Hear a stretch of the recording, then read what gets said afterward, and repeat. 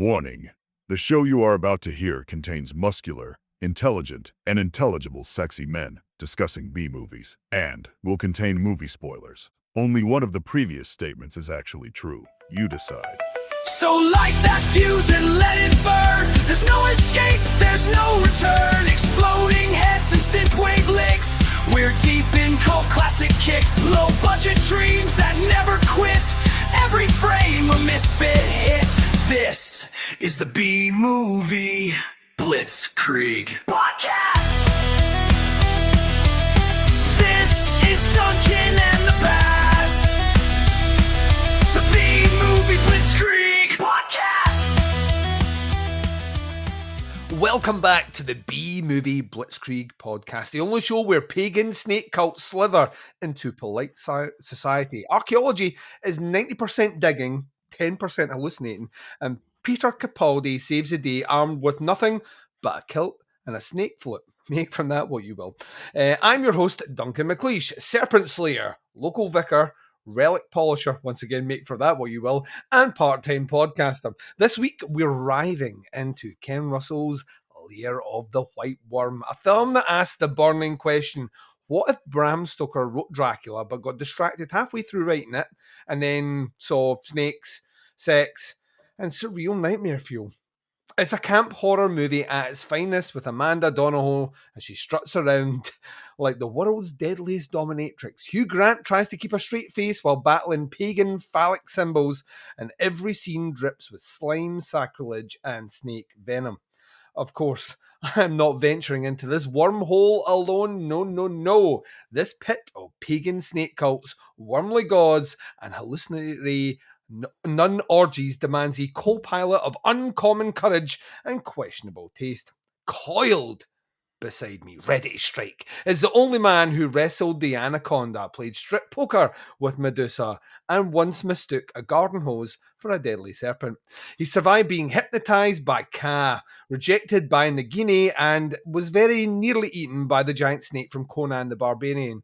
And still he shows up every 2 weeks, armed with his kilt, his flute, and a vague understanding of zoology. Ladies and gentlemen, and subterranean worm worshippers, it is, of course, the one, the only, the man, the myth, the legend, the Baz. Achtung, mein Führer of fear. Wait, who's that Tommy over there in the skirt? And what's he doing to that animal? How's it going, big man?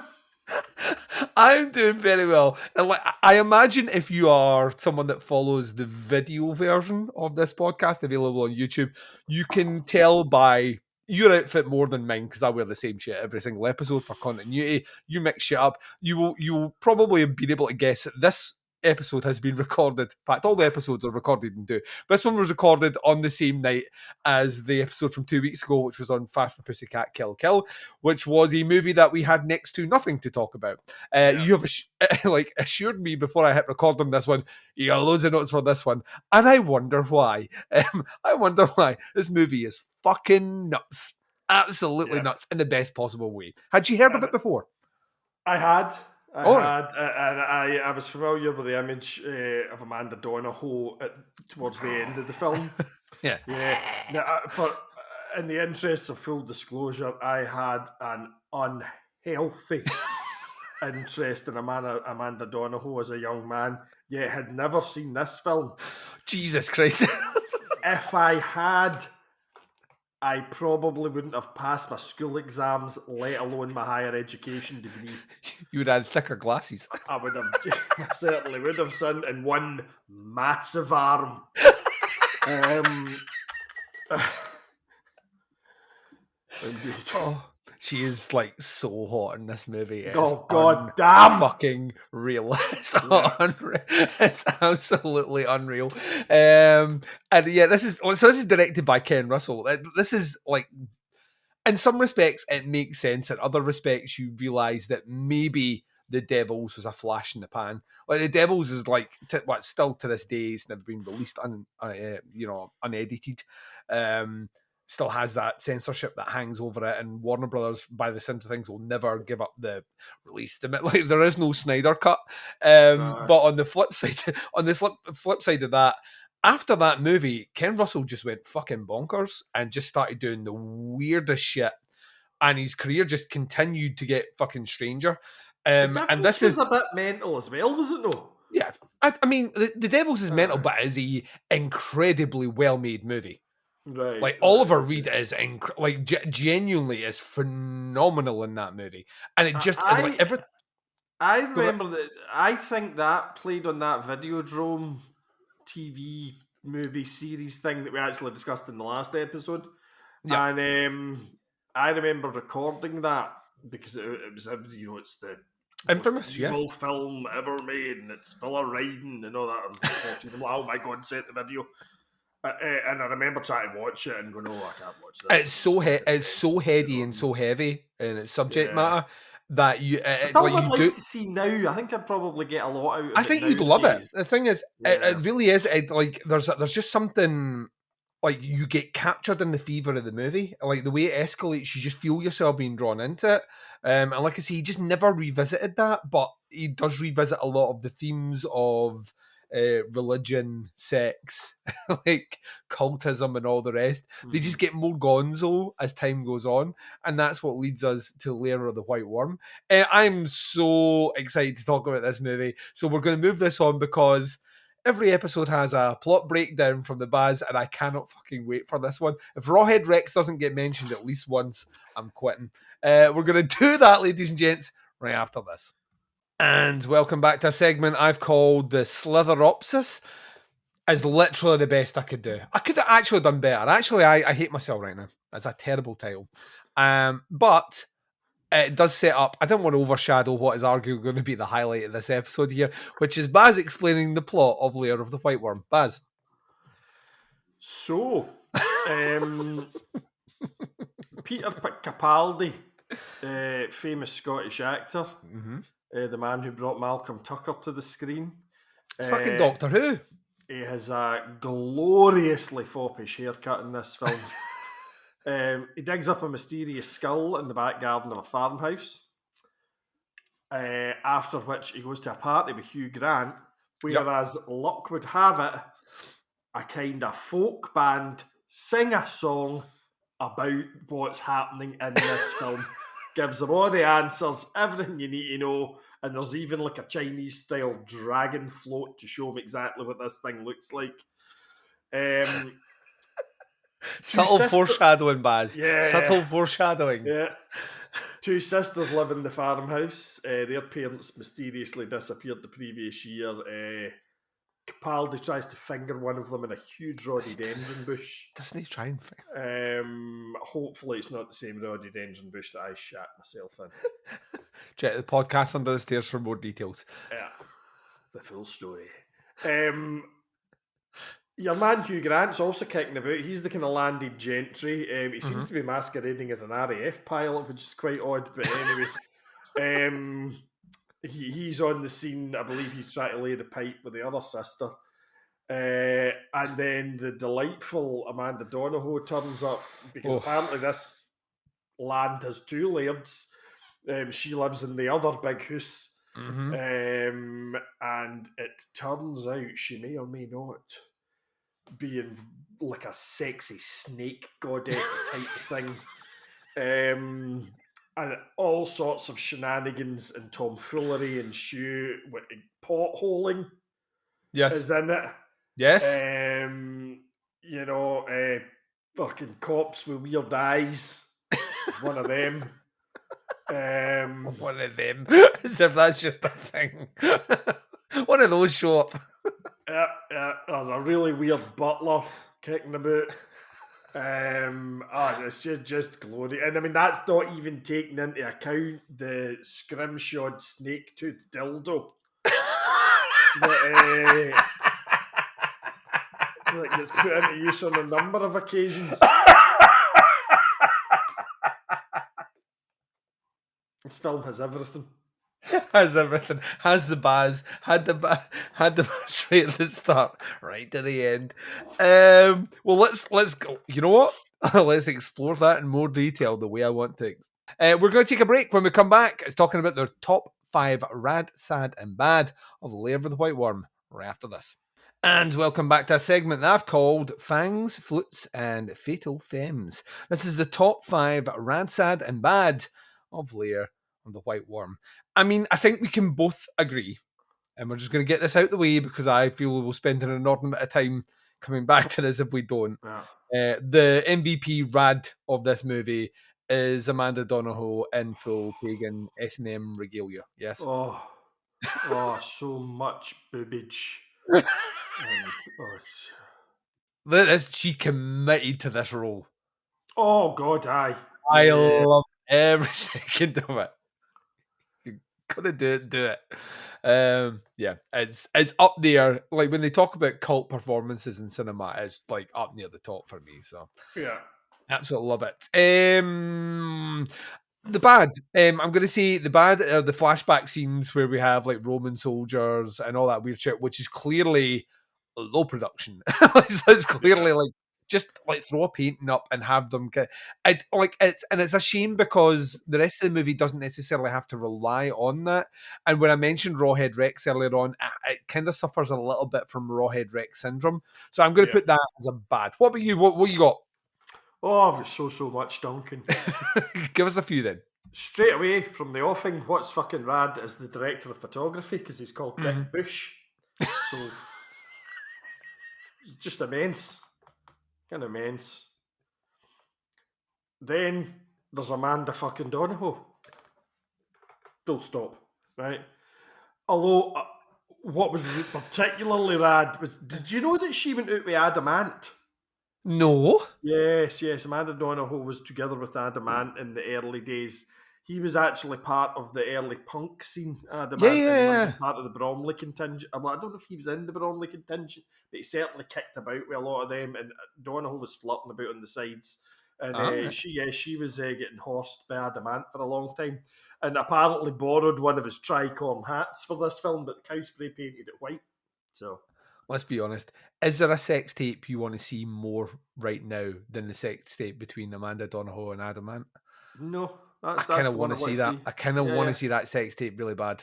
That is the one I want to see. You know what it needs to be called? Dandy Highwayman. It's the name of the tape. I'm just putting that out there and make it happen. Or Dandy Thighwayman. Anyway. We're in the wrong business, man. We're in the wrong. Get Hollywood, give us money. That's actually that made me sad. Do you know why it made me sad, Duncan? Why did it make you sad? Because we don't use the same format in this show as we did on the podcast Under the Stairs. Because if we did, I would have numerous nicknames that I could flex throughout this. One of which, so there's the two sisters, yeah. There's the one that's trying to fire into the Lord of the Manor, right? Yes. She's like a wee kind of poor farm woman kind of type thing. But they come home from a party and she's dressed a bit like Madonna in her kind of like a virgin era. So I would call her Cindy Popper. Yeah. And I was really pleased with that one, but then I because like I don't know if we can we take a step back and work on the genius of the two ways you can take Popper there, as in poor and also like hello, like I mean, you know, it's what I'm going to do it. I'm going to do it right now. Up there for thinking, big man. Down there for dancing. And see, it was better than the first one that I'd come up with because I know this is rad, sad, and bad. Sometimes I'll throw in a wee cheeky mad, and the thing I thought was mad was basically Donohoe at the start just comes in like the lady of the manor, and she's all fucking hot and smoking looking. Oh yeah. But then she outs herself very abruptly as a kind of sexy snake demon, by spitting venom onto a crucifix on the wall, and I thought, well, based upon that, we can call her Hawk Boa.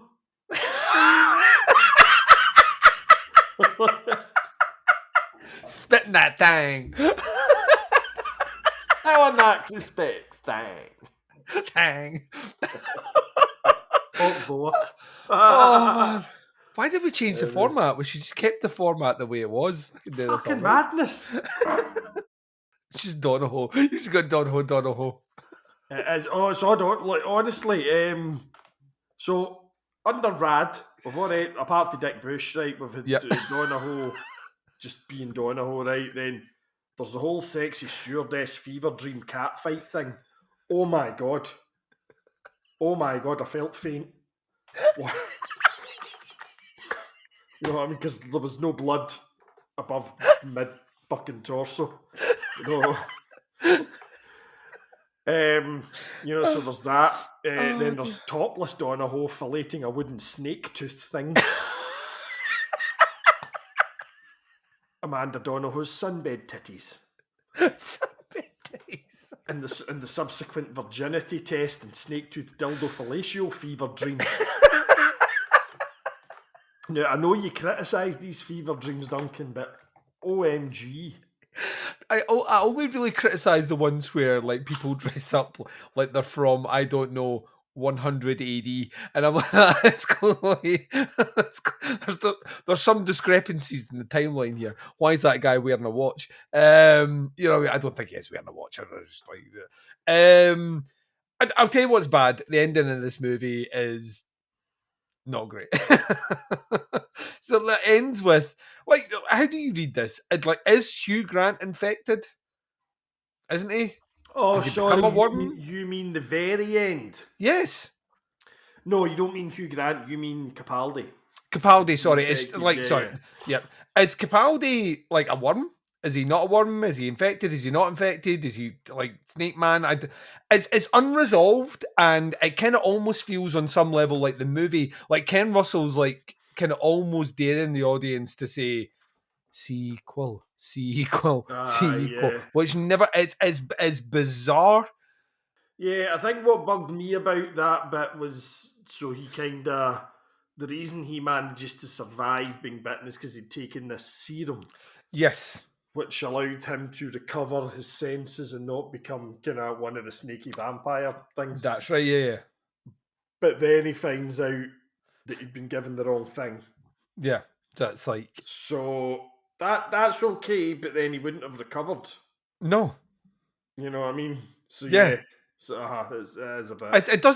It feels weirdly like we'll leave it slightly open ended because it's the 80s and movies get sequels in the 80s because everyone has money and it's out their tits on drugs. So we'll just hope that one of those guys finances the next one.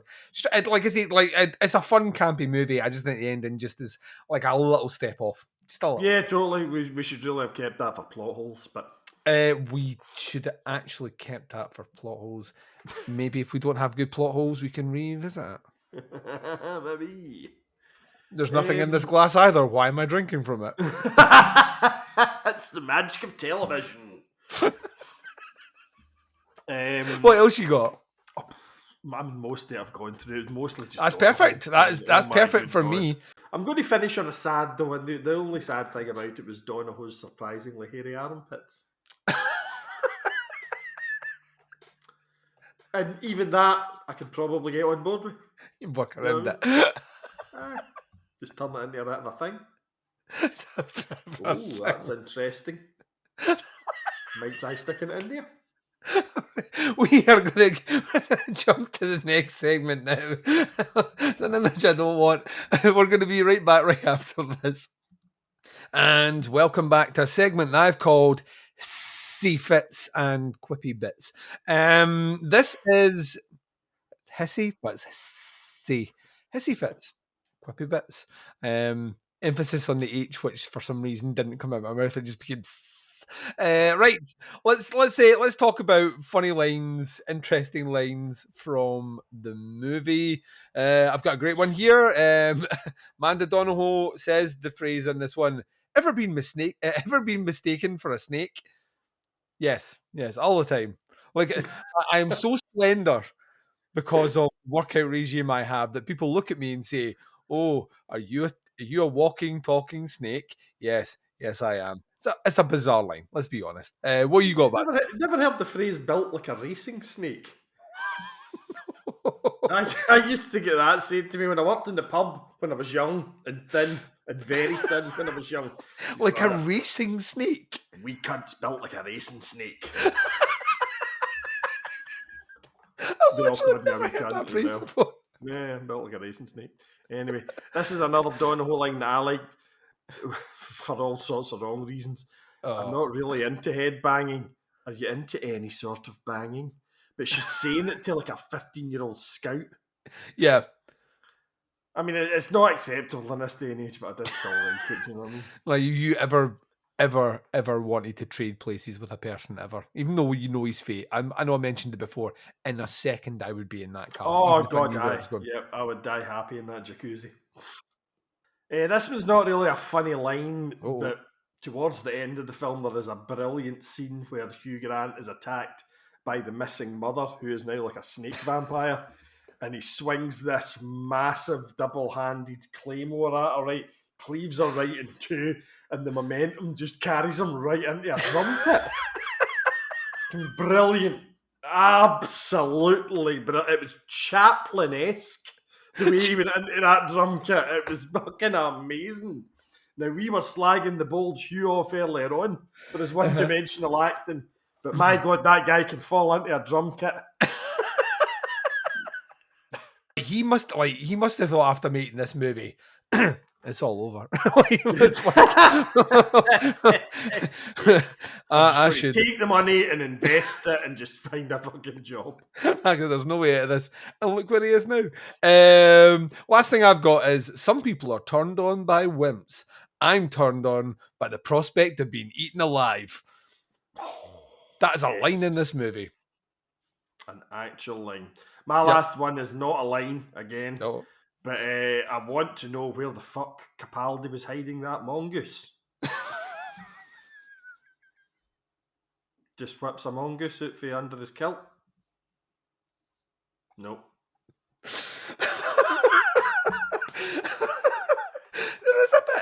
There is a bit where you think that, like, Ken Russell maybe spent too much time researching snakes. You know what I mean? Like maybe more than what this movie needed. He's like that. If a snake bites you, how do you get rid of it? You suck out the poison. What is it? What is the adversary of the snake? A mongoose. Fucking mongoose is the adversary. Like, can I get one in this movie? Of course, because you can find roaming packs of mongoose in the wilds of the Scottish Highlands. I know, the thing is, right, an actual snake would be scared of a mongoose, but not like a 80-foot demon snake thing, or a supernatural snake demon. A statuesque 6-foot snake goddess woman. You know, she going to go like, somebody get the mongoose at the house. Someone lose a mongoose here. You know what I mean? He fell around a bit. Right, let's go to plot holes. I'm curious to see what we have here. And ladies and gents, the only way that you will find out is by continuing through this episode. We're going to be right back right after this. And welcome back to a segment that I've called Plot Holes in the Pit. This is the worst plot holes of Lair of the White Worm. Baz, why you got here? What? I don't actually. I've only really written down one, and it's fairly tenuous. I suppose, following on from an earlier discussion, the big one is probably the ending. I would give you that. That's very ambiguous.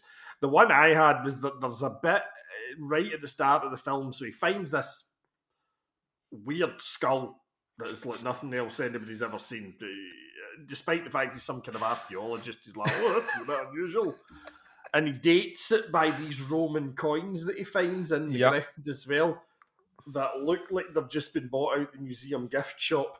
Mm-hmm. Do you know what I mean? He's like, look, like you can even see a date on them. Of course you can. They look brand new, Peter. Do you know what I mean? So I thought that was a bit shady. Here's my big plot hole. My big plot hole here is why, when you're bitten with a snake in this movie, do you instantly get hallucinations from the Bible? Like, why do we get transported to people being crucified and all the rest? Why is the snake story being told through the medium of snake bite? I did quite like, this isn't a plot hole by any means, but I did quite like the fact you touched on that first kind of fever dream image with the Romans and all that, but it was the kind of blasphemy of the snake eating Jesus up on the cross while all the Romans are raping the nuns. There is literally, like, and that's the devil's thing coming through. That's Ken Russell saying, remember I made this movie and they cut out all the good shagging, right? Yeah. So It's now in this movie, and I will Yeah. learn my lesson. I'll put a giant snake in the background, Yeah. so people will focus on the giant snake and know the raping Romans. Yeah. With that, ladies and gents, time to score and bring this home. We're going to be right back. Speaking of scoring, the Romans were scoring, and then we're going to do this right after this. And welcome back to a segment that I've called Rated for Serpentine Shenanigans. Tried to go all S, and at this point I was all out S's. Baz, it sounds like you had a ball with this movie, but did you have a ball with this movie because your wank fantasy was on the screen a lot, wearing very little? Or is it actually a good movie? What score are you giving Lair of the White Worm? See if you say 5. All of the above. No, I won't give it. I'm giving it a very decent 4. Yeah. I was toiling with a 4.5 to be quite honest. But That's my penis the, talking. the drop in quality when it comes to the kind of hallucinogenic fever dream bits Yeah. is kind of disappointing. But I mean, I love this film. It's fucking great. I will Not take just for the Donohoe, I have to say. It's a bit like previous ones we've done, the Carnat. It's got the right level of barmy in it. Yeah. Right? It's not dumb. Yeah. It's just bonkers and it's funny. And that's where I can get on board with it, kind of thing. Sometimes the humour in these movies will fall a bit short on me. Yeah. And then I can't really get it. It was just nuts. And it helped that it was Hugh Grant and Capaldi and Donohoe. You know, there's people that you know. And Actually oh, know that went can't on believe you're to doing this. like insanely big things. So you know what I mean? yeah. No, oh God, I loved this film. Yeah, I would watch this tomorrow. I'm over the moon with that. I also gave it a 4 out of 5. I have a ball. It's like, to me, I had it, and I don't know where I was trying to find it. I had Vestron, who are the distributors in the movie. They have like a Blu-ray collection, and at one time I think I sold them when I was downsizing, but I had the Blu-ray of Lair of the White Worm from Vestron. It's worth picking up. You can pick up relatively cheap now, and the transfer is really good. I don't know. I think I thought it was going to be more kind of art housey than it was. It was Ken Russell though. Ken Russell, so you expect it to be more art house than what you get. And actually, like I see, that by this point he was starting to hit up against budget, so he wasn't getting the money he was getting like a decade before to make movies. And they sadly get less budget as his career kind of goes on. Towards the end of his career, he's working with next to nothing. So, but yeah, I'd like you. I had a ball with this movie. It's a 4 out of 5. And with that, ladies and gents, it's time to bring it in for a close. So that's a wrap on our reptilian romp. We've broken down Lair of the White Worm, a film that proves snake worship is best left to the professionals, and that Hugh Grant looks just as confused battling a pagan god as he does asking Julia Roberts out in Notting Hill. All the references to all these movies. Huge thanks to the Baz who survived snake venom, sacrificial pits, and Amanda Donohoe's whip collection with only minimal penis damage. He made sure he spat in his hands first. If you enjoyed this episode, what am I doing? Slither over to YouTube, Spotify, and Apple Podcasts, wherever you get your cult horror with extra venom, and leave us a review before the worm finds you. Next time on the B-Movie Blitzkrieg, oh my God, it has finally arrived. I think this movie might break Baz. We're rolling into the surreal rubber burning madness of Rubber from 2011. It's directed by the guy that did the Mr. Wazo videos. Remember Mr. Wazo? Yep, that he made horror movies. He made Rubber from 2011, a film where a sentient tire goes on a telekinetic killing spree across the desert. Expect explosions, existential philosophy, yes, it's in there, what is the meaning of life, and more tread marks than a NASCAR burnout. Until then, keep your fangs sharp, your flutes tuned, and remember, here at the B-Movie Blitzkrieg, the bizarre meets the brilliant, one B-movie at a time. Say goodbye to our listeners, please, Baz. Auf Wiedersehen, listeners. I'm not even going to make a funny Nazi reference at this point, because I think we all know what I'm off to do right now. Blitzkrieg! Blitzkrieg.